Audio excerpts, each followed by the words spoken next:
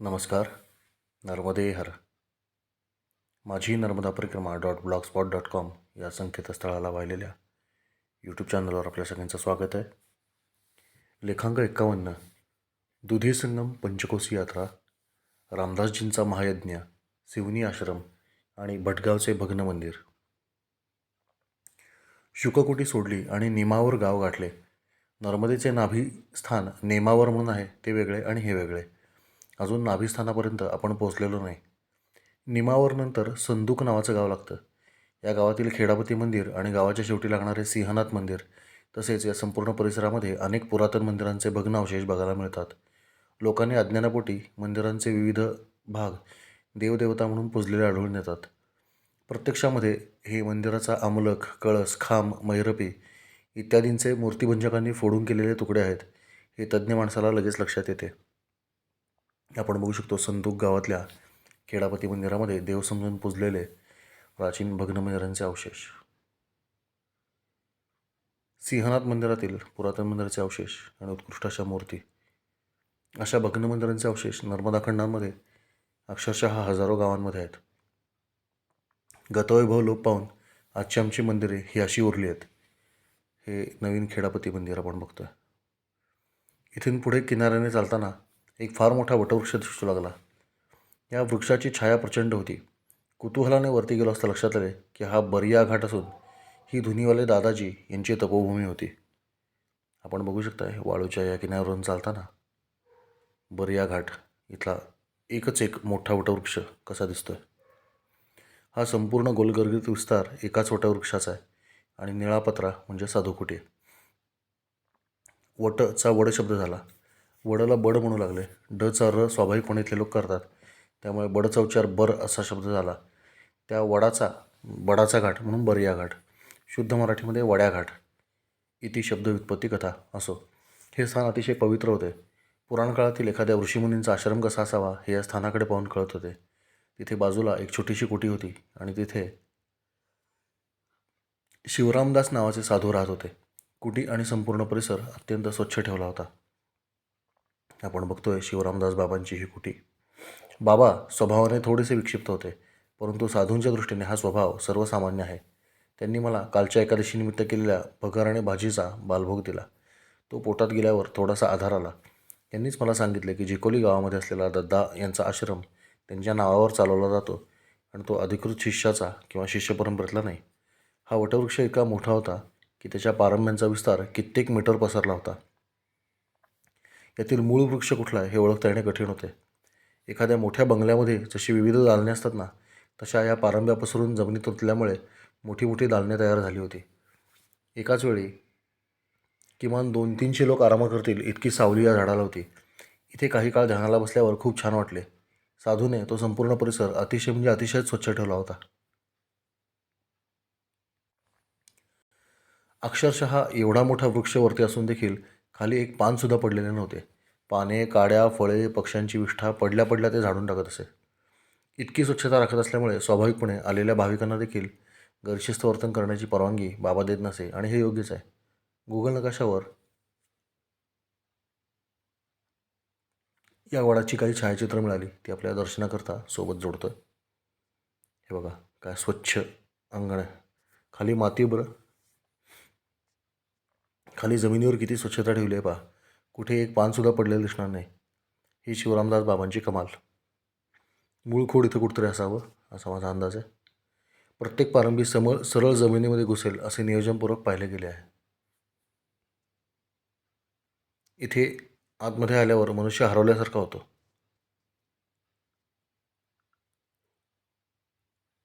खालची जमीन अतिशय स्वच्छ, चोपलेली, लिंपलेली आणि खडे, कचरा, काड्या, पाने विरहित आहे. कुठेही जाऊन तुम्ही आरामात बसू शकता. अशी स्वच्छता कायम ठेवणे किती अवघड आहे विचार करून पहा. या वटवृक्षाचा विस्तार दिवसेंदिवस वाढतच आहे. या वडाच्या शीतल छायेमध्ये सुंदर असे शिवमंदिर आहे. शिवलिंग अतिशय उभट आहे.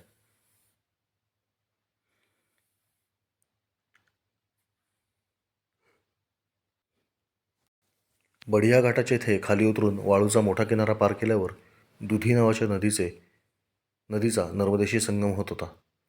संगमाच्या सुरुवातीला एक सुरेख आणि भव्य दिव्य असं महादेवाचं मंदिर होतं. हेच ते दुधी संगमावरचं महादेवाचं मंदिर. यात्रेकरूंनी आणून लावलेले गावोगावीचे ध्वज इथे बघायला मिळतात.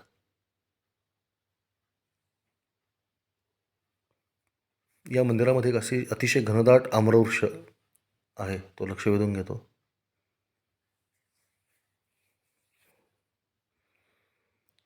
या दोन्ही नद्यांनी इथं प्रचंड वाळवंट टाकलेले आहे, त्यामुळे खूप मोठे वाळवंट तयार झालेले आहे. या वाळवंटावर शेकडो तंबू आणि हजारो लोकांची गर्दी दिसू लागली. ही नर्मदेची पंचकोशी किंवा पंचक्रोशी किंवा पंचकोसी परिक्रमा सुरू होती. याचा अर्थ साधारण 5 कोस अंतराची छोटी परिक्रमा. जिकडे तिकडे लोकांची स्वयंपाकाची गडबड चालली होती. बहुतांश लोक गक्कड भाजत होते. जणू काही एक मोठा मेळाच इथं भरला होता. स्नान करून लोकांनी वाळवंटामध्ये कपडे वाळत घातले होते. ते चुकवत चालताना कसरत करावी लागत होती. परिक्रमेमध्ये सर्व वयोगटातील स्त्री पुरुष होते. इथे काही तरुण देखील होते. त्यातल्या एका उत्साही तरुणाने माझे फोटो काढले आणि पाठवण्यासाठी नंबर मागू लागला. माझ्याकडे फोन नाही कळल्यावर त्याने ते फोटो मी सांगितलेल्या मित्राच्या क्रमांकावर पाठवून दिले. दुधी संगम. दुधी नर्मदा संगम इथं पंचकोसी परिक्रमावासींनी रात्रीच्या मुक्कामासाठी टाकलेल्या तंबू आणि रावट्यांसोबत प्रस्तुत लेख आपल्याला बघायला मिळतात. परिक्रमावासींनी दुधी नर्मदा संगम वाळवंटामध्ये वाळत घातलेले कपडे चुकवत चालताना आणि स्वयंपाकासाठी चाललेली त्याची लगबग पाहताना प्रस्तुत लेखक.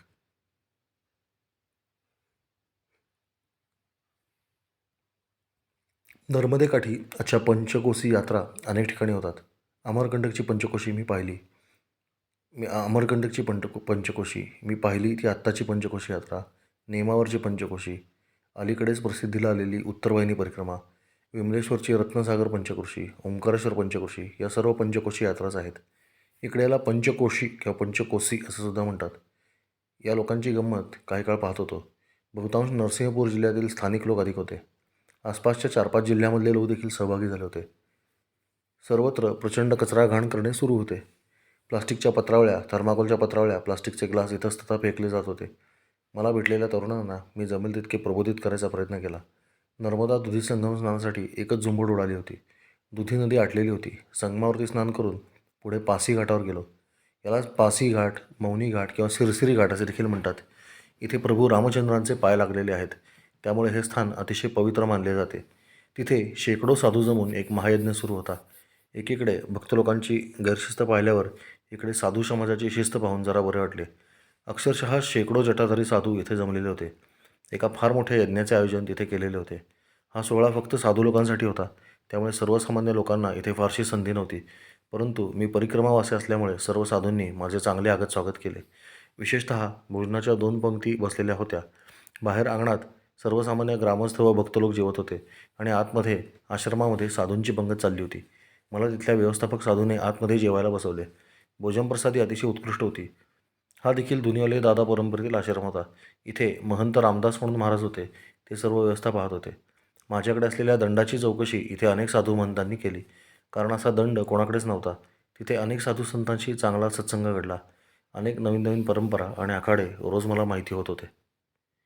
तेजस्वी सत्पुरुष संत रामदास बाबा यांचा चेहऱ्यावर अतिशय जबरदस्त तेज आहे. आश्रमामध्ये पंचाग्नी साधना करत बसलेल्या साधूजनांवर पुष्पवर्षाव करणारे साधू. आपल्या कर्माने श्रेष्ठ वाटणाऱ्या व्यक्तीवर पुष्पवर्षाव करणे ही साधू संप्रदायाची जुनी परंपरा आहे. अयोध्या श्री राम जन्मभूमी मंदिरातील रामललांच्या मूर्तीच्या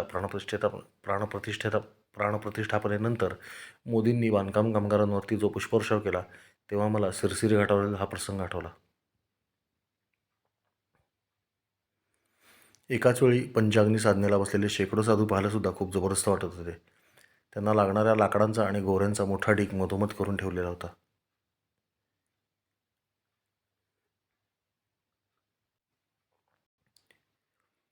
या आश्रमाचा परिसर खूप भव्य आहे.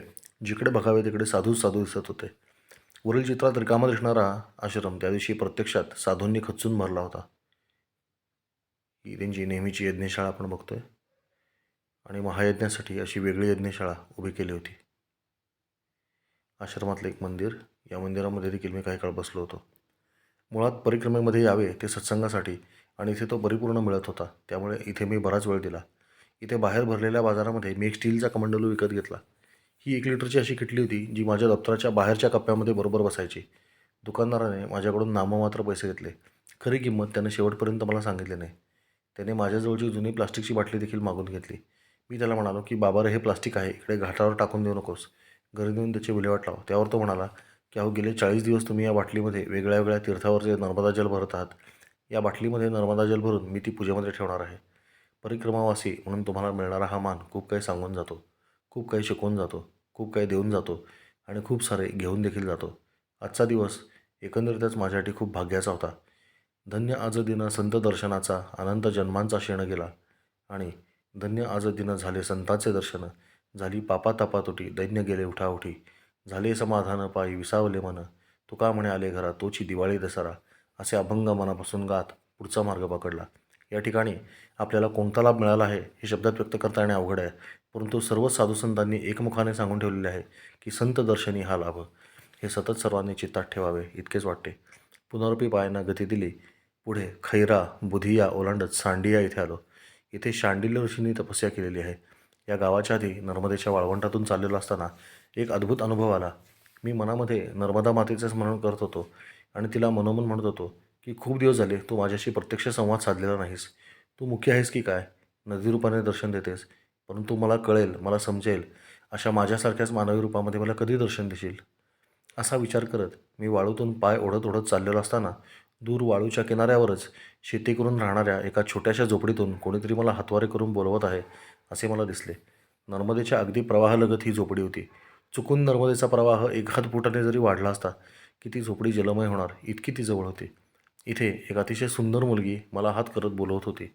हातानेच माझ्या झोपडीमध्ये या आणि चहा प्या अशा खाणाखुणा ती करत होती.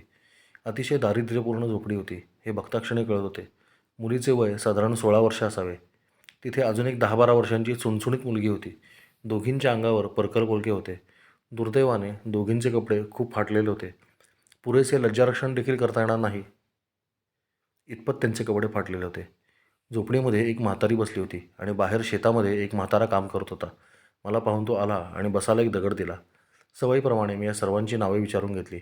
म्हाताऱ्याने त्याचे नाव रेवाशंकर पंडा असे सांगितले. त्याच्या बायकोचे नाव हरिबाई होते. छोट्या मुलीचे नाव होते जान्हवी आणि मोठ्या मुलीचे नाव विशाखा होते. त्याने माझी काहीही चौकशी न करता थेट आज्ञा केली की तुम्हाला चहा प्यावा लागेल. मी देखील हो म्हणालो. विशाखाचे कपडे फार अधिक फाटलेले होते, म्हणून मी तिला सांगू लागलो की बाळ, असे फार फाटलेले कपडे घालू नयेत, काहीतरी अंगावर गुंडाळत जावे.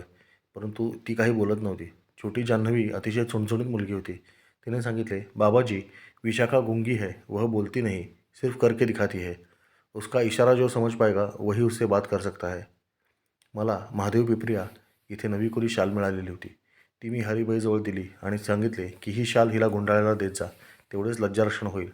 हरिबाईने 3 दगडांच्या चुलीवर काड्या काटक्या पेटवून सुंदर काळा चहा केला. या आमच्या नाती आहेत, आजीबाई सांगू लागली. धाकटी हुशार आहे, चंचल आहे, बोलायला देखील चतुर आहे. थोरली तिच्यापेक्षा हुशार आहे, फक्त तिला बोलता येत नाही.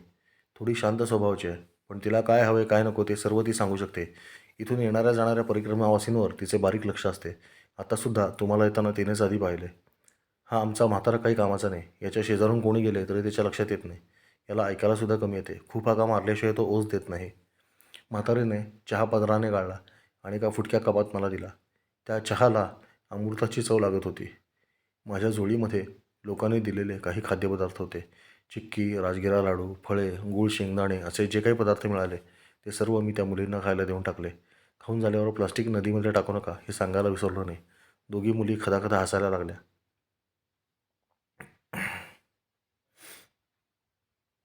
मुकी असली तरी हसण्याचा आवाज येत होता, याचे मला आश्चर्य वाटले. चहा पिऊन झाला. रेवाशंकर पंडाचे डोळे निळसर होते. हिराबाई आणि दोन्ही मुली देखील घाऱ्या डोळ्यांच्या होत्या. जितक्या गरिबीमध्ये ते राहत होते तितके गरीब विचार त्यांचे अजिबातच वाटत नव्हते. चौघांच्या चेहऱ्यावर एक वेगळेच तेज मला जाणवले. विशाखाच्या अंगाला खूप माती लागली होती. मी तिला म्हणालो, हे बघ बाळा, नेहमी स्वच्छ राहायचे. इथे शेजारीच मैया आहे ना, तिथे आंघोळ करत जा. अशी अस्वच्छ राहत नको जाऊ. आणि केस देखील नीट विंचरत जा, नाहीतर दुधी संगमावर जाऊन पहा कसे जटाधारी साधू जमले आहेत. तशा जटा होतील कायम केसांच्या. विशाखा नुसती हसतच होती. तिच्या डोळ्यामध्ये एवढे तेज होते की डोळ्यात डोळे घालून बोलता येत नव्हते. मला गंमत वाटत होती. इतके दारिद्र्य असून देखील या मुलींच्या चेहऱ्यावर एवढे तेज कसे काय आहे? त्यांचे चेहरे अतिशय प्रसन्न आणि दैवी भासत होते. अखेरीस सर्वांना नर्मदेहर केले आणि पुढे निघालो. शक्यतो लहान मुले तुम्ही नजरेआड जाईपर्यंत तुम्हाला अच्छा टाटा करत राहतात. त्यामुळे 200-100 मीटर पुढे गेल्यावर मी अच्छा करण्याकरता मागे वळून पाहिले तर मागे झोपडी किंवा शेती काहीच दिसेना. मला असे वाटले की कदाचित मी वाळूच्या खालच्या उंचीवर आलो आहे आणि शेती माझ्या नजरेपलीकडच्या खाली गेलेली असेल. वाळूचे असे फुगवटे जागोजागी आढळतात. त्यामुळे मी चालताना हळूहळू वर चढू लागलो. पुरेशा उंचावर गेल्यावर मी पुन्हा मागे वळून पाहिले. वाळवंट पूर्णपणे रिकामे होते. ती जागा मी चांगली लक्षात ठेवली. झोपडी अगदी पाण्याजवळ होती. त्यामुळे समोरच्या तटावरून मला ती झोपडी नक्की सापडली असती. परंतु समोरच्या तटावरून जाताना देखील मला तिथे काहीही आढळले नाही. नर्मदा मातेचा मनापासून जय जयकार केला आणि पुढे मार्गस्थ आलो. इथे माझा बराच भार हलका झाला होता. परंतु मी या सर्वांना अनावश्यक सल्ले देत बसलो याचे मला वाईट वाटले. कदाचित त्यांचे बोलणे ऐकत बसलो असतो तर काही लाभ झाला असता. असे ना, नर्मदाकाठी कधी काय होईल याचा नेम नाही. विशाखाचा तो मातीने मळलेला गोरापान रापलेला हसरा चेहरा आजही डोळ्यासमोरून जात नाही. नर्मदेकाठी केवट समाज खूप आहे. या लोकांकडे एखादी नाव असते. त्या नावेतून लोकांना पलीकडे सोडणे किंवा त्यांच्या गाड्या पलीकडे पोहोचवणे किंवा मासेमारी करणे असा व्यवसाय प्रामुख्याने हे लोक करतात. वाळू गोळा करण्यासाठी देखील काही विशिष्ट पद्धतीच्या नावा वापरल्या जातात. नर्मदेच्या पात्राचा आकार जसा मोठा होत जातो तसतसे नावांचे प्रकार देखील बदलत जातात. मंडला, जबलपूर, नरसिंगपूर जिल्ह्यापेक्षा आता थोड्याशा मोठ्या नावा दिसू लागल्या होत्या. कारण आता मी नर्मदापुरम या जिल्ह्यामध्ये होतो. पूर्वीचे या जिल्ह्याचे नाव होशंगाबाद असे होते. सुदैवाने मी परिक्रमेमध्ये असतानाच या जिल्ह्याचे नाव बदलले आहे अशी बातमी कानावर पडली होती. या भागातल्या नावा काहीशा अशा होत्या. नर्मदापुरम भागातल्या नावा बघा. तळाशी साठलेली वाळू पहा. निळ्या केवटाचे नाव प्रामुख्याने मालवाहतुकीसाठी आहे आणि तांबड्या केवटाचे नाव प्रवासी आहे.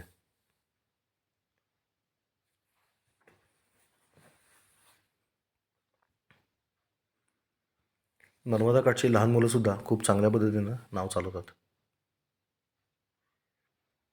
बरेचदा अशा पद्धतीने नांगरलेली नाव घेऊन मध्ये येणारी नदी मी पार केली. फक्त पलीकडे गेल्यावर नाव पुन्हा नीट नांगरून ठेवावे लागते. तसे न केल्यास ते चुकून प्रवाहाला लागली तर थेट समुद्रात जाते. नाव खूप दिवस लावून ठेवली की तिच्यामध्ये पाणी भरते. ते अशा पद्धतीने सामूहिक प्रयत्नांतून काढण्यात येते. पासीघाट इथे एक नाव रिकामी करताना स्थानिक ग्रामस्थ या नावेचा आकार खूप सुंदर आहे बघा. असे डोंगे पुढे फारसे दिसत नाहीत. मध्ये लागलेल्या काही छोट्या नद्या मी स्वतः डोंगा घेऊन पार केला. मला केवट लोकांनी सांगून ठेवले होते की नदीकाठी लावलेली नाव दिसली की ती बिंदास पलीकडे घेऊन जायची, फक्त नीट बांधून ठेवायची, हेच महत्त्वाचे. केवट आल्यावर त्यांचे नाव कुठे आहे ते पाहून गरज पडल्यास पोहोच जाऊन नाव ताब्यात घेतात. अशीच माहिती देणाऱ्या एका केवटाने खालीलपैकी एक नाव घेऊन मला पुढे जाण्यास सांगितले होते आणि वल्हे नसल्यामुळे हातातील दंडाने सुरुवातीला जमीन ढकलत आणि नंतर दंड पाण्यात ओलवत मी नाव पलीकडे नेत ती नदी पार केली. तत्पूर्वी त्याने काढलेला फोटो. माझ्याकडे फोन नाही हे कळल्यावर त्याने मी सांगितलेल्या मित्राच्या क्रमांकावर हे फोटो पाठवून दिले. नौका हे कुठल्याही नदीवरील अथवा नदीजवळील जीवनाचे अविभाज्य अंग आहे हे मात्र खरे. नुकत्याच अयोध्येमध्ये बांधलेल्या राम मंदिरामध्ये निषाद राजाचे मंदिर त्यासाठी बांधलेले आहे. निषाद समाजामध्ये काही उपजाती खालीलप्रमाणे आहेत. निषाद, मल्लाह, साहनी, केवट, माझी, कश्यप, कोळी, भील, बिंद, वार मझवार, रेकवार, बाथम, मछवारा, कीर हे सर्व लोक उत्तम पट्टीचे पोहणारे आणि अतिशय निर्भय असतात. नदी आणि पाण्यातील खाचाखोचा यांना चांगल्या ठाऊक असतात. मला संपूर्ण परिक्रमेमध्ये या समाजातील लोकांनी कधीही चुकीचा मार्ग सांगितला नाही किंवा कधी फसवले नाही. जवळात जवळ पडेल असा योग्य आणि सुरक्षित मार्ग ते नेहमी सांगायचे. याउलट शेतकरी मात्र मार्ग भरकटायचे असा अनुभव मी खूप वेळा घेतला. अर्थात त्यांना आपल्या शेताची काळजी असायची. आता उदाहरणार्थ आपण खालचा फोटो बघा. दुधी संगम इथलं हे शिवमंदिर आहे आणि शेतातला गहू काढणीला आलेला आहे. आता नेमका याच वेळी तिथे हजारो लोकांची यात्रा भरली. तर या लोकांच्या येण्या जाण्यामुळे उभे पीक आडवे होऊ शकते. वर्षभराची सारी मेहनत पाण्यात जाते. पावसाळ्यामध्ये नर्मदा इतकी दुथडी भरून वाहते की पूर्ण मंदिरच पाण्याखाली असते. त्यामुळे त्यांच्यासाठी हा कालावधी महत्त्वाचा असतो. म्हणून शेतकरी तुम्हाला शेतातून मार्ग नाही असे सांगतात. परंतु तुम्ही जर नीट समजावून सांगितले की मी तुमच्या पिकाची काळजी घेत जाईन तर ते आवर्जून जायला सांगतात. नर्मदा परिक्रमा तुमचा विवेक जागृत करते. प्रत्येक गोष्टीचा कार्यकारण भाव शोधायला प्रवृत्त करते. मी म्हणेन तेच खरे किंवा मी म्हणेन तसेच झाले पाहिजे असे सृष्टीमध्ये नसते हे आपल्याला छान हसत खेळत शिकवते. निसर्गाची सहजीवन कसे राखायचे हे आपण विसरून गेलेलो आहोत. ते देखील परिक्रमा तुम्हाला सहज शिकवते. इथून पुढे जाताना एक हरभऱ्याचे शेत लागले. मी शक्यतो पायापुढे बघून चालायचो. बरेचदा पायाखाली एखादा साप किंवा अन्य प्राणी येत असे. तसेच खड्डे खुड्डे बघून चालावे लागायचे. परिक्रमेदरम्यान माझा खूप वेळा पाय मुरगळला, परंतु एकदाही सुजला नाही किंवा दुखला नाही.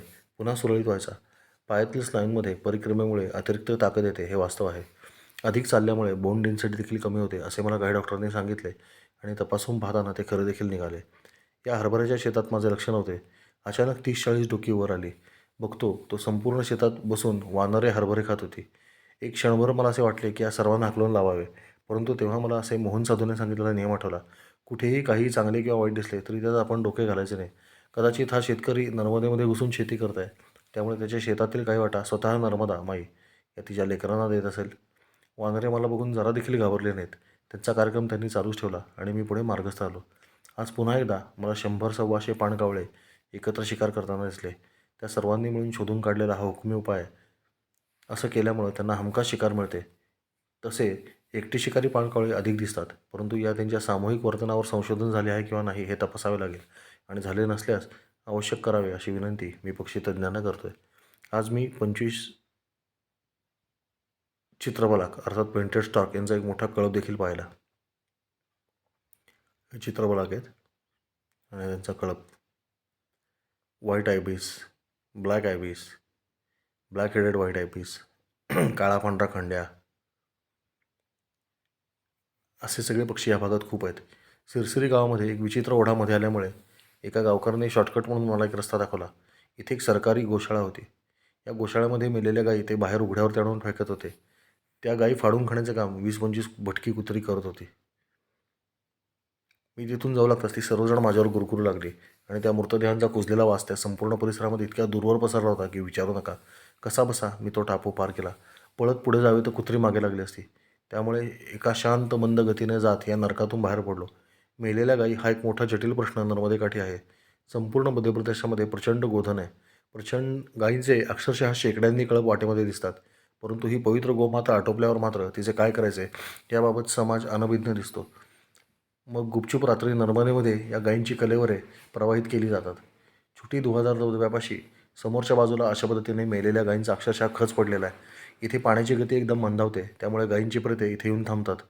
अशा गायींचे कुत्र्यांनी तोडलेले पाय, शिंगे, डोके, शेपट्या, खुरे हे सारे देखील परिक्रमेमध्ये खूप पाहायला मिळतात.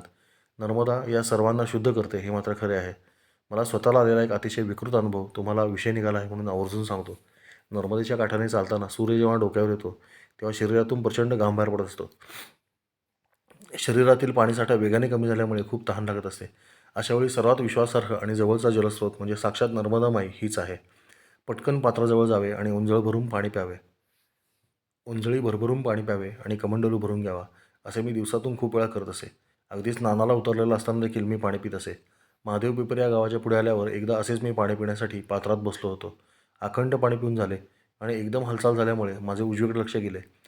तिथे एका मेलेल्या गाईचे प्रेत अर्धे नर्मदेमध्ये आणि अर्धे जमिनीवर असे पडले होते. त्यातील जमिनीवरच्या प्रेताच्या भागाचे लचके तोडून खाणारे कुत्रे मला बघून पळाले होते. जो भाग पाण्यामध्ये होता तो सडला होता आणि त्याला लागून वाहत येणारे पाणी माझ्या इथे येत होते. किती प्रचंड प्रमाणामध्ये जीवाणू या पाण्यामध्ये ते प्रेत सोडत असेल याची फक्त आपण कल्पना करून पहा. परंतु पाणी पिल्यानंतर मला तसे काही जाणवले नाही आणि हे दृश्य पाहिल्यानंतर सुद्धा उलटी होईल वगैरे असे काही झाले नाही. नर्मदा जलाचा हा प्रताप आहे. हे पाणी वेगळे आहे. मी मागे एका प्रकरणामध्ये तुम्हाला सांगितले त्याप्रमाणे परिक्रमावासी गेली लाखो वर्षे नर्मदेचे पाणी इकडून तिकडे टाकत असल्यामुळे संपूर्ण नर्मदेमध्ये एकसारखे बॅक्टेरिया अर्थात विघटन करणारे जीवाणू आहेत. त्यामुळे याची चव देखील सर्वत्र एकसारखीच आहे आणि यामध्ये आलेल्या प्रत्येक गोष्टीचे विघटन करण्याचे सामर्थ्य या पाण्यामध्ये जास्त आहे. नर्मदेच्या काठाने चालताना हे अशा पद्धतीचे सांगाडे तुम्हाला खूप दिसतात.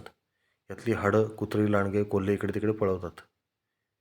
नर्मदेकाठी सर्वत्र हे दृश्य मी पाहिलं. ही संग्रहित चित्र आहेत. कोल्हापूरमध्ये असलेल्या काडसिद्धेश्वर महाराजांच्या आश्रमानं याच्यावरती उपाय शोधून काढला आहे. मेलेल्या गाईच्या हाडाचा एक कणही शिल्लक राहणार नाही असे जीवामृत बनवण्याची पद्धत कोल्हापूरजवळच्या काडसिद्धेश्वर मठाच्या स्वामींनी शोधून काढली. तिचा प्रसार आणि प्रचार या नर्मदा खंडामध्ये होणं अतिशय आवश्यक आहे असं वाटतं. आता समोर सिवनी गावाचा पूल दिसू लागला. काठाकाठाने जाताना एका टेकडावरून साधूने आवाज दिला. मातीचा चढ चढून वर गेलो. इथे मोदकदास त्यागी नावाच्या एका साधूने नवीन कुटी निर्माण केली होती. त्याने मला बसायला पोते दिले आणि अतिशय प्रेमाने पोळ्या, भरीत, मलिदा, पपई पोटभर खायला दिले. त्याच्याकडे मुक्कामाची सोय नव्हती, परंतु पूल ओलांडल्यावर पुढे एका त्यागीजींचा आश्रम होता. तिथे जायला त्याने मला सांगितले. कुठल्या तरी गोष्टींचा त्याग करणाऱ्या तपस्वी साधूला साधू समाजामध्ये त्यागीजी म्हणून महत्त्वाचे स्थान असते. मी तिथे जाणार इतक्यात पुलापाशी उभ्या असलेल्या राजू नोडिया नामक एका अपंग मुलाने मला हात केला. याचा एक पाय पोलिओग्रस्त होता. इथे पुलाखाली एक आश्रम बांधण्यात आला होता. पुलाखाली म्हणजे अक्षरशः पुलाखाली बांधकाम होते. पुलाचा रस्ता हाच या आश्रमाचा स्लॅब होता. त्याच्या दोन्ही बाजूंना भिंती बांधून वेगळी वेगळी दालनं तयार करण्यात आली होती. इथे गोसेवा चालत असे. नर्मदा मातेचं एक सुंदर मंदिर आणि चांगल्या पद्धतीनं बांधलेला कॉन्क्रीटचा घाट होता. इथेही नर्मदा मातेची आरती केली जायची. या संपूर्ण आश्रमाची व्यवस्था बनारसवाले श्री श्री 1008 मुरारीदासजी महंत म्हणून खूप चांगले जटाधारी साधू होते, ते पाहत होते. यांची एक अतिशय बारीक शिष्या देखील इथं आरती वगैरे करत होती. पुलाच्या पलीकडे एक आश्रम होता, त्याची व्यवस्था ही शिष्या बघत असे. केवळ आरतीपुरती ती इकडे येत असे. मूळचा मांगरोल गावचा असलेला राजनोडिया आश्रमाचा सर्व कारभार समर्थपणे सांभाळत होता. या घाटाचे नाव श्री रामानुनंदन घाट ठेवले आहे असे त्यांनी मला सांगितले. इथे पुलावरून जाणाऱ्या गाड्यांचा धडधड असा आवाज खाली ऐकू यायचा. एका कोपऱ्यामध्ये मी आसन लावले. इथे बहुतांश आश्रमामध्ये मेमरी फोम अथवा पॉलियुरेथिन फोमपासून तयार केलेल्या आयत्या गाद्या आणि त्याच्यावर चेन कवर चढवलेले अशा पद्धतीचे तयार ठेवलेले असते. याची घडी वगैरे होत नाही. तशाच उलगडलेल्या गाद्यांचा चवडवजा ढिगारा एका कोपऱ्यात लावलेला असतो. त्यातून परिक्रमावासी एखादी गादी घेतात आणि जाताना परत ठेवतात. परंतु या गाद्यांवर कधीही कोणीही झोपत असल्यामुळे मी मात्र शक्यतो माझे स्वतःचे जे फोम मॅटर्स होते ते सर्वत्र वापरत असे. त्याला ऊब देखील चांगली होती. ते इतके उबदार होते की पुढे उन्हाळा सुरू झाल्यावर त्याचा मला त्रास होऊ लागला होता. असो, स्नानपूजा आटोपून झाल्यावर महाआरतीची वेळ झाली. मी इथे शंख वाजवण्याची सेवा केली. बहुतेक वेळा मी जितका वेळ शंख फुंकत होतो तितका प्रदीर्घ इथे कोणी फुंकत नव्हते. त्यामुळे लोकांना त्याचे कौतुक वाटायचे. इथे पुजारी बुवाने मला फुलवाती आणि तूप दिले. ग्वारी घाटावर झुलेलाल आश्रमात घेतलेल्या फुलवाती आणि तूप अशा पद्धतीने मला 40-42 दिवस पुरले. रात्री स्वतः त्यागीजी महाराज आले. त्यांच्यासोबत मी थोडीशी गोसेवा केली. त्यांचा सत्संग लाभला. सडसडीत देहयष्टी, उंचापुरा देहोता आणि सावळा रंग अतिशय मोहक हास्य चेहऱ्यावरती होते. इतर साधूंसारखे हे भक्तांना टेन्शन देत नसत, तर हसत खेळत गप्पा मारत असत. यांचा स्वभाव मला खूप आवडला. काय हवे काय नको वगैरे त्यांनी मला विचारले. इथे रात्री मुक्कामाला अजून काही परिक्रमावासी होते. राजू नोडिया सर्वांची अतिशय आस्थेने चौकशी करत होता. भोजन प्रसाद घेऊन थंडी अनुभवत निद्राधीन झालो. सकाळी उठून सर्व अन्निके आटोपून पुढचा मार्ग धरला. पुलावरून जाताना पांडे नामक एका छोट्या दुकानदाराने आवाज दिला म्हणून वरती गेलो आणि त्याच्याकडून चहा घेतला. हे पांडेचं दुकान. पुन्हा खाली येऊन चालू लागलो. काठाने जाताना डावीकडे त्यागीजींचा आश्रम दिसू लागला. मोदकदास साधूने अवश्य जाऊन दर्शन घेण्यास सांगितले होते म्हणून आश्रमामध्ये गेलो. नर्मदे काठी काय पाहावे, काय पाहू नये, कोणाला भेटावे, कोणाकडे जाऊ नये इत्यादी सर्व माहिती तुम्हाला साधू संत सेवेकरी ग्रामस्थ देत असतात. त्यांना न कंटाळता हे प्रश्न विचारावेत. पुलापासून जेमतेम 1 किलोमीटर अंतरावरती आश्रम आहे. वरती जाणाऱ्या छोट्या पायऱ्या आहेत. पायऱ्यांवर मोर होता. आश्रमातील 2 वृद्ध सेवेकरी माताजी नर्मदा स्नानार्थ खाली येत होत्या. त्यांनी मला पाणी किती दूर आहे विचारले. याचा अर्थ त्या पहिल्यांदाच खाली उतरत होत्या. मी त्यांच्याकडे त्यागीजी महाराजांबद्दल चौकशी केली. त्यांनी मला सांगितले की तुम्ही खूप भाग्यवान आहात, तुम्हाला त्यांचे दर्शन होत आहे. आश्रमाचा परिसर अतिशय पवित्र भासत होता. इथे राहणाऱ्या त्यागी महाराजांनी खूप तपाचरण केलेले आहे हे जाणवत होते. आश्रम अंधारा होता, परंतु सर्वत्र ऊर्जा जाणवत होती. छोटी छोटी मंदिरे, मोठे मोठे वृक्ष, अंधारी कुटी आणि सगळीकडे मोरच मोर. झाडी इतकी होती की नर्मदासुद्धा प्रयत्नपूर्वक बघावी लागायची. त्यागीजींनी मला एका आसनावर सन्मानपूर्वक बसून स्वतः चहा बनवून पाजला.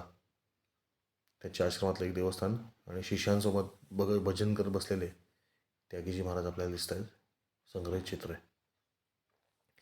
हे पूर्वाश्रमीचे मराठी असावेत असे त्यांच्याकडे पाहून मला वाटले. साधू आपल्या पूर्वाश्रमाची भनक समोरच्या माणसाला लागू देत नाहीत, परंतु प्रत्येक जनजातीच्या काही जन्मजात सवयी लकबी असतात, त्या जात नाहीत. महाराष्ट्रातही विशेषतः हे कोकणस्थ असावेत असे मला वाटले. अर्थात नदीचे मूळ आणि ऋषीचे कुळ शोधायला जाऊ नये हेच खरे. यांचा रंग गोरापान आणि चेहऱ्यावरती तेज होते. अंगावरती फक्त एक लंगोटी आणि लज्जार्पणापुरते वस्त्र होते. सर्व अंगाला भस्म फासलेले होते. त्यागीजींना दंडवत करून मी पुढे निघालो. आता नर्मदा मैयाची वळणे मोठी मोठी होऊ लागली होती.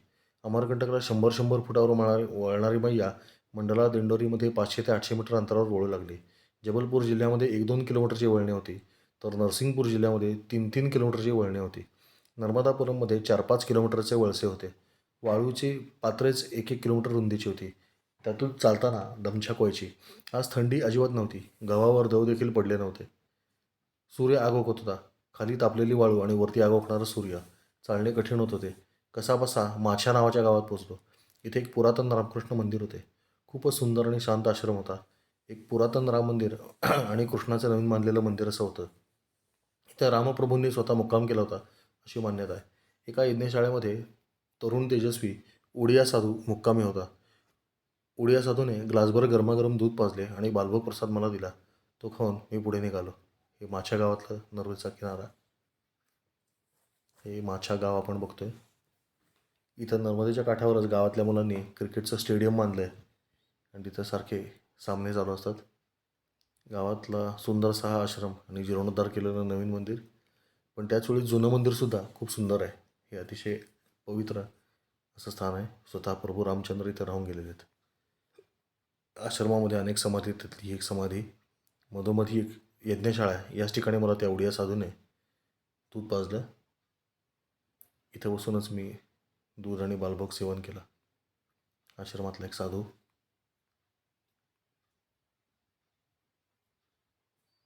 रामाच्या वास्तव्यामुळे या घाटाचं नाव रामघाट असं ठेवलं आहे. श्रीरामांच्या चरणपादुका इथे स्थापित करण्यात आलेल्या आहेत. गलछा नावाच्या गावामध्ये भोजन घेतलं. इथे गालव ऋषींनी तपस्या केली होती. इथे खूप सुंदर असा आश्रम आहे. आश्रमाचा परिसर मोठा विस्तीर्ण होता आणि सर्वत्र सुंदर शेणानं सारवून घेतलेलं होतं. आश्रमामध्ये साधूंच्या निवासासाठी काही तखत लावलेले होते. इथे काही वयोवृद्ध साधू विश्रांती घेत पडलेले होते. आपण बघू शकताय गालव ऋषींची तपोभूमी असलेला हा आश्रम. गाव गलछा. आतमध्ये गेल्या गेल्या डाव्यातला एक मोठी शिवमूर्ती आणि नंदिकेश्वर अशी मूर्ती आहे. एका सेवकाने माझ्यासाठी गरम गरम पोळी भाजी करून मला जेवायला वाढले. मी एकट्यानेच भोजन प्रसादी घेतली. साधू लोक शक्यतो ताजे अन्नच खातात. हे त्यांच्या निरोगी दीर्घायुष्याचं एक महत्त्वाचं रहस्य आहे. कुठल्याही परिस्थितीमध्ये ते शिळे अन्न टाळतात. शिळं अन्न खाण्यापेक्षा उपाशी राहिलेले परवडते हे नेहमी लक्षात ठेवावे. शिळं अन्न वाया जाईल म्हणून खाण्याची सवय माता भगिनींना असते, परंतु त्यामुळे शरीरामध्ये अनेक दोष उत्पन्न होतात. गावदेहातमध्ये उरलेलं अन्न खाण्यासाठी अनेक तोंडं असतात. गायगुरं, कुत्री, मांजरं, कोंबड्या, शेळ्या, मेंढ्या इत्यादी उरलेलं अन्न लगेच पस्त करून टाकतात. इथे क्षणभर विश्रांती घेतली. इतक्यात दूरवर कुठेतरी सुरू असलेल्या भागवत कथेचे स्वर कानावर पडले. आश्रमामध्ये चौकशी केली असता पुढे गलछा गावामध्ये पंडित भगवती प्रसाद तिवारी यांची संगीतमय भागवत कथा सुरू आहे असे मला सांगण्यात आले. त्यामुळे त्या भागवत कथेला जाऊन भागवतकरांच्या विनंतीनुसार पहिल्या रांगेत बसलो. भागवतकरांनी मी आल्यावर थोडा वेळ नर्मदा परिक्रमा या विषयावर देखील भाष्य केले आणि कथेमध्ये माझी उपस्थिती होणे हा शुभसंकेत असल्याचे सर्वांना सांगितले. माझी उपस्थिती म्हणजे माझ्या गळ्यात लटकवलेल्या नर्मदा मातेची उपस्थिती हे वाचकांनी लक्षात घ्यावे. त्या नर्मदा मातेच्या सान्निध्याशिवाय आपले बाजारमूल्य शून्य आहे. गाव संदलपूर, तालुका खातेगाव, जिल्हा देवास हे या तिवारींचे मूळ गाव होते. यांचे सांगीतिक अंग देखील चांगले होते आणि कथा सांगण्याची पद्धत अतिशय शांत व सुंदर होती. खाजड नावाच्या एका ग्रामस्थांनी ही कथा आयोजित केलेली होती. या कथेमध्ये काही भक्त उत्कटपणे मध्येच उभे राहून नाचू लागत. त्याच्यातील साधारण 60चे एक काका माझ्या लक्षात राहिले. धिप्पाड देह, पिळदार मिशा असलेला हा मनुष्य प्रत्यक्षात मात्र भगवत भक्तीने अगदी ओथंबलेला होता. 2-3 तास उत्तम अशी कथा श्रवण केली आणि भागवतकरांची आज्ञा घेऊन पुढे निघालो. बाहेर काही अंतरावर पळत येऊन खाजड कुटुंबियांनी माझा आदर सत्कार केला.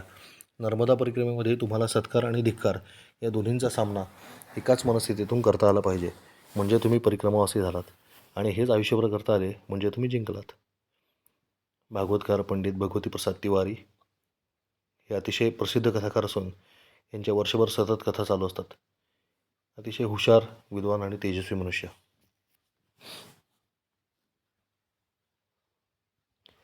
या भागातील सर्वच भागवत कथाकार मोठी व्युत्पन्न आणि व्यासंगी आहेत असे माझे निरीक्षण आहे. पोटभर जेवण झाल्यामुळे आणि डोक्यावर कडक ऊन असल्यामुळे हळूहळू चालत होतो. महामार्गावर धीम्या गतीने जाणाऱ्या एखाद्या ट्रकला एखादी सुपर कार जशी झोकामध्ये ओव्हरटेक करते तशा पद्धतीने मला मागे टाकून अतिशय वायुवेगाने एक नागा संन्यासी पुढे चालत गेला. त्याची चालण्याची गती पाहून मी अचंबित झालो. तसे चालण्याचा प्रयत्न केल्यावर मला अक्षरशः धावावे लागत होते. नागा साधून लोकांची बरोबरी भले भले ॲथलीटसुद्धा करू शकत नाहीत हे अगदी सत्य आहे. याचं कारण या लोकांचं ओज किंवा शुक्र या धातूचं त्यांनी अनेक वर्ष संरक्षण केलेलं असतं. त्याची बरोबरी करण्यासाठी तेवढं तप करणे हा एकमेव उपाय आहे. या भागातील नर्मदेची काही सुंदर रूपे गुगल नकाशाच्या कृपेने वाचकांकरता देत आहे. दर्शन घेऊन त्या रूपामध्ये रममाण व्हावे. अशी कल्पना करावी की त्या काठाने नर्मदेच्या पाण्यामध्ये काठी बुडवत बुडवत तुम्ही पुढे चालला आहात. मानस परिक्रमा ही खरोखरच खूप श्रेष्ठ परिक्रमा आहे. साधू लोक देखील बसल्या बसल्या डोळे मिटून मानस परिक्रमा करत असतात. माझ्या गावापाशी नर्मदेला येऊन मिळालेली कुब्जा किंवा अजीर नावाची नदी, नर्मदेचे एक जोरदार वळण आणि समोर वाळूचा किनारा.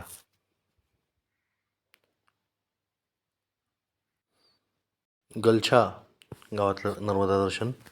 तुम्हाला नर्मदा अधूनमधून अशी दिसत असेल त्याचा अर्थ तुम्ही परिक्रमेचा लांबचा मार्ग निवडला आहे. परिक्रमेच्या खऱ्या मार्गाने जाताना नर्मदा तुमच्या नजरेआड होतच नाही. भव्य दिव्य वालुका वाहिनी नर्मदा. नीट पाहिल्यावर तळाशी साठलेली प्रचंड वाळू तुम्हाला दिसते.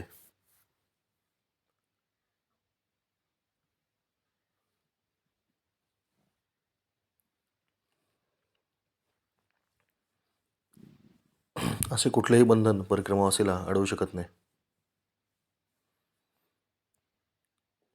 ओम आपो ज्योतिर्सोमृतम ब्रह्मभूर्भुवस्वरम.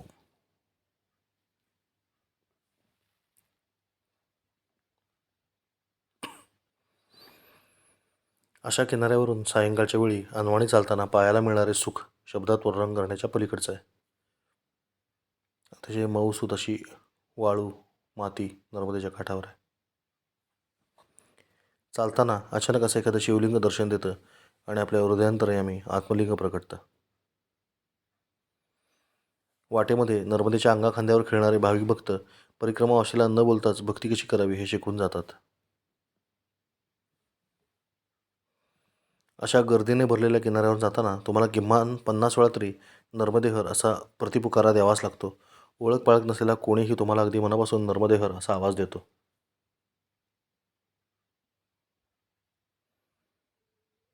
नर्मदेच्या काठावर असलेली काटेरी झुडपं देखील परिक्रमावासीला फारसे ओरखडे मारत नाहीत असा अनुभव मी याची देही घेतलेला आहे. कदाचित देहभान हरवल्यामुळे देखील असे होत असावे. इथून पुढे काठाकाठाने गेल्यावर भडगाव नावाचे गाव लागले. इथे मंदिराचा ग्रामस्थांनी जीर्णोद्धार केला होता आणि मंदिरामध्ये प्राणप्रतिष्ठा महोत्सव मोठ्या प्रमाणात सुरू होता. एका छोट्या खोलीमध्ये 10-12 परिक्रमावासी राहिले होते. तिथेच अत्यंत गर्दीमध्ये मी देखील आसन लावले. याच मंदिरामध्ये भडगावचा मुक्काम घडला आणि आज समोर जे खोली दिसते तिथं आमचा मुक्काम होता. याच नवीन राममूर्तींच्या प्राणप्रतिष्ठेला उपस्थित राहण्याचे सद्भाग्य मैयाच्या कृपेनं मला लाभलं.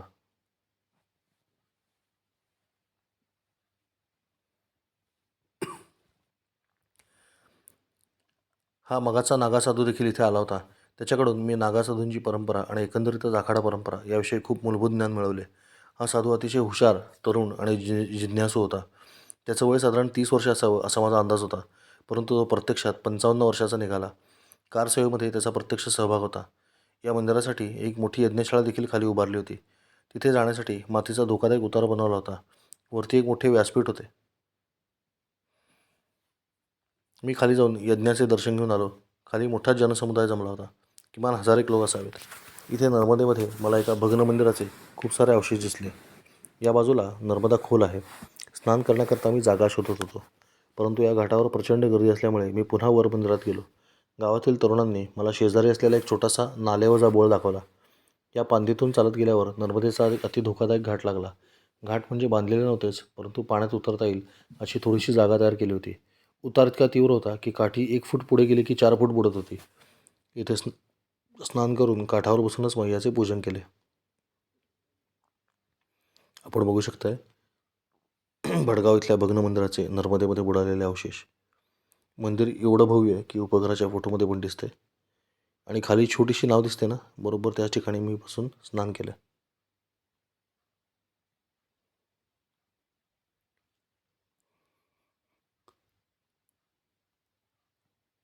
अशा ठिकाणी ज्या व्यक्तीला पोहता येत नाही त्याने अजिबात जाऊ नये. या ठिकाणी अनेक ग्रामस्थ बुडाल्याचे मला सांगण्यात आले. आधीच बुडालेले मंदिराचे अवशेष, त्यातही धक्कादायक माहिती, त्यामुळे तो परिसर अतिशय नकारात्मक वाटत होता. वरती गेल्यावर गावातील सरपंच आणि काही सन्माननीय गावकरी माझ्याभोवती गोळा झाले. त्या सर्वांना मी नर्मदेमध्ये बुडालेल्या मंदिराविषयी माहिती विचारली. त्यांनी सांगितले की ते मंदिर इतके भव्य होते की त्याचे अनेक कोरीवखांब आणि कोरीवकाम केलेले भाग त्या गावात जागोजागी आढळतात. हे संपूर्ण गावच त्या मंदिरांच्या अवशेषावर उभे आहे असं म्हटलं तर वावगं ठरू नये. त्यांनी मला संपूर्ण गाव पायी फिरून दाखवले. अक्षरशः प्रत्येक घरामध्ये त्या मंदिराचे दगड लोकांनी वापरले होते. कोणी त्याच्या पायऱ्या केल्या होत्या, तर कोणी भिंतीमध्ये चिणले होते, कोणी त्याचा वापर बसण्यासाठी करत होते, तर कोणी देव म्हणून पिंपळाखाली पुजले होते. एका हुशार पठ्ठ्याने तर मंदिराचा मुख्य अंमलक म्हशीला पाणी घालण्यासाठी ठेवला होता. बऱ्याच लोकांनी घराच्या पायामध्ये हे दगड मोठ्या प्रमाणात वापरले होते. एके ठिकाणी वडाच्या झाडामध्ये ठेवलेले असंख्य अवशेष हळूहळू त्या वडाच्या झाडामध्ये शिरू लागले होते. मी त्या सर्वांचे या बाबतीत प्रबोधन केले. मंदिराचे अवशेष घरामध्ये वापरले असताना घरामध्ये सौख्य आणणे शक्यच नाही, अशा पद्धतीची मांडणी केल्यावर लोकांना ती पटू लागली. खरं म्हणजे असे काही नाही आहे, परंतु मंदिराचे अवशेष वाचवण्यासाठी या असत्याचा आधार घेण्याशिवाय पर्याय नव्हता. गावामध्ये फिरून सारे अवशेष पाहिल्यावर ते मंदिर किती भव्य दिव्य असेल याची कल्पना येत होती. नर्मदा मातेने आपला प्रवाह बदलल्यामुळे हे मंदिर खोल भागामध्ये गेले आणि हळूहळू खचत जाऊन नर्मदार्पण झाले. पुढे मूर्तिभंजकांनी देखील हे मंदिर तोडले असावे. सर्वांना माझे विचार पटले आणि गाव पातळीवर लवकरात लवकर यावर काहीतरी कार्यवाही करून हे सर्व अवशेष एकत्र करून मध्य प्रदेश सरकारच्या पुरातत्व खात्याला त्याबाबत कळवण्याचे आश्वासन गावकऱ्यांनी मला दिले.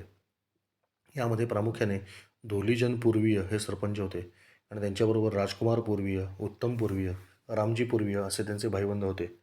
हे होण्याची शक्यता कमी होती, कारण सर्वांना अशी भीती वाटत असे की चुकून सरकारने उत्खनन वगैरे सुरू केले तर आपली घरे त्यात जातील. मी जेव्हा त्यांचे प्रबोधन केले आणि असे काही होणार नाही हे त्यांना समजून सांगितले, तेव्हा सर्व ग्रामस्थ तयार झाले. हे मंदिर पुन्हा पूर्ण वैभवाने उभे राहिल्यास गावाचे अर्थकारण कसे बदलेल हे देखील सर्वांना समजावून सांगितले. तो मुद्दा सर्वांना भावला. या गावातील लोक थोडेसे साधूविरोधी होते. लखनदास त्यागी नामक एका साधूच्या ताब्यातून हा आश्रम सोडवून त्याचा जीर्णोद्धार मी केलेला आहे, असे सरपंचाने मला सांगितले. नर्मदेकाठी एक पॅटर्न मला सापडला. विशेषतः ज्यांना नर्मदेकाठी आश्रम उभा करायचा आहे त्या लोकांनी हे समजून घ्यावे. नर्मदेकाठी राहणारे ग्रामस्थ अतिशय हुशार आणि इरसाल आहेत. वर्षानुवर्षे अनेक साधुसंतांना पाहिल्यामुळे त्यांना माणसाची चांगली पारख आहे. ते एखाद्या गावामध्ये नवीन साधूला आमंत्रित करतात, त्याच्याकडून एखादा मोठा आश्रम उभा करून घेतात आणि तो आश्रम व्यवस्थित चालू लागला की काहीतरी आक्षेप घेऊन किंवा आरोप प्रत्यारोप करून साधूला गावाबाहेर हाकलून लावतात. साधूने आपल्या तपस्येमुळे अनेक भक्तभाविक गोळा केलेले असतात, जे आश्रमाला जमीन व आर्थिक देणग्या देतात.